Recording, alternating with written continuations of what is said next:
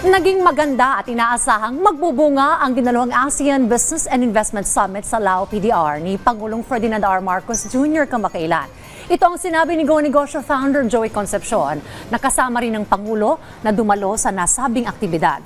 Ayon kay Concepcion, mas pinaigting pa nito ang ugnayan ng gobyerno at pribadong sektor, partikular sa ASEAN Food Security Alliance kasamang Laos, Malaysia, Indonesia, Cambodia at iba pa mula sa ASEAN region.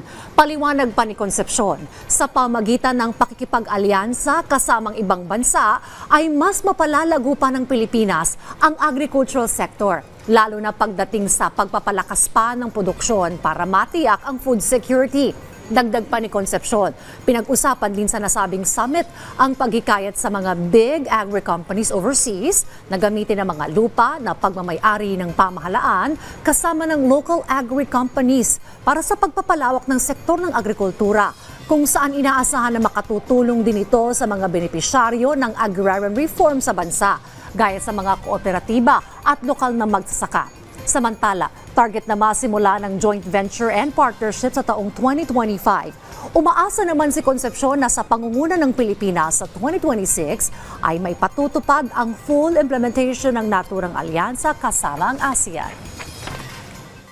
We have the best opportunity kasi kung hindi natin isi-scale up itong mga maliit na farmers natin, we will never eradicate poverty in the agricultural sector. So, kailangan bigyan ng, we have to give them growth, we have to make them succeed, and we will have a more vibrant economy. We have so many farmers, no? So imagine if we increase the income that they generate, the country will gain out of that. There will be greater prosperity.